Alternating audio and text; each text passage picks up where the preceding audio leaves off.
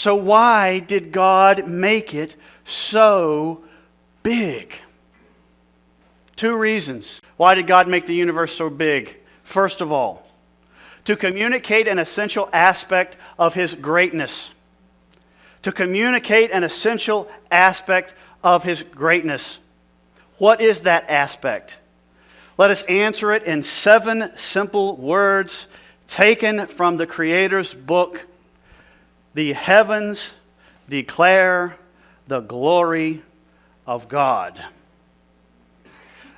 The heavens declare the glory of God. Heavens. There are 3 heavens mentioned in the Bible.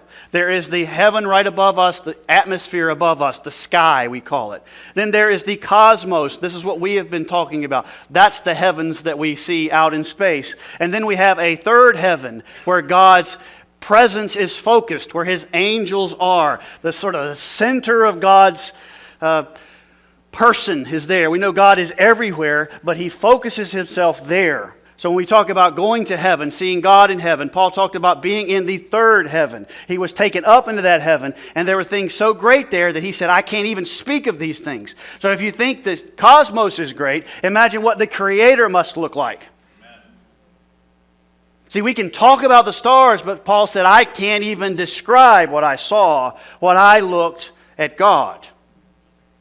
The heavens declare, the heavens, this means the visible sky and the cosmos. They declare, they speak, they communicate, they tell us the glory of God. If you see the word glory, most of the time you can change that word to greatness. You just change it to greatness and you'll understand what it means. The heavens declare the greatness of God.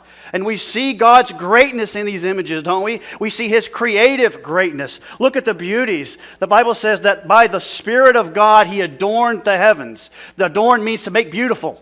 So God made the heavens beautiful. Was any of that beautiful?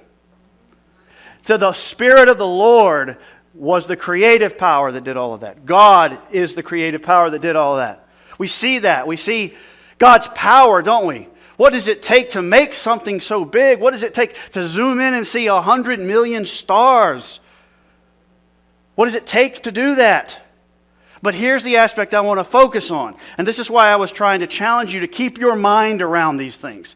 Wrap your mind around these things. Because there's at some point your mind comes to a limit. At some point you can't keep the ratios in mind anymore. You can't keep the distances in mind anymore. They don't even make sense anymore. It is just beyond you.